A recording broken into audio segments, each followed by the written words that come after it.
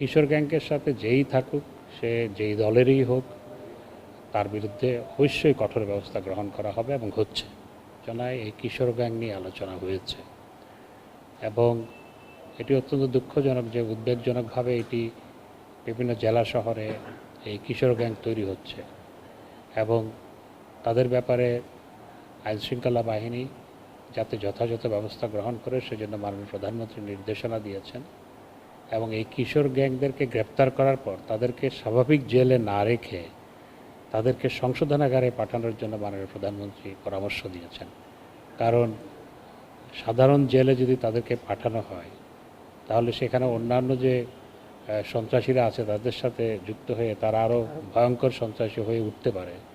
সেই জন্য মাননীয় প্রধানমন্ত্রী পরামর্শ দিয়েছেন যেই সমস্ত কিশোর অপরাধের সাথে যুক্ত হচ্ছে তাদেরকে যেন সংশোধন কেন্দ্রে পাঠানো হয় বা বিশেষ ব্যবস্থায় রাখা হয়। তো সরকার এই ব্যাপারে ইতিমধ্যেই যথেষ্ট ব্যবস্থা গ্রহণ করেছে। তবে এই যে নতুন উপসর্গ, নতুন এই যে সমস্যা, এটি দূরীভূত করা প্রয়োজন। আমরা এ ব্যাপারে কাজ করছি। তো কিশোর গ্যাংকের সাথে যেই থাকুক, সে যেই দলেরই হোক, তার বিরুদ্ধে অবশ্যই কঠোর ব্যবস্থা গ্রহণ করা হবে এবং হচ্ছে।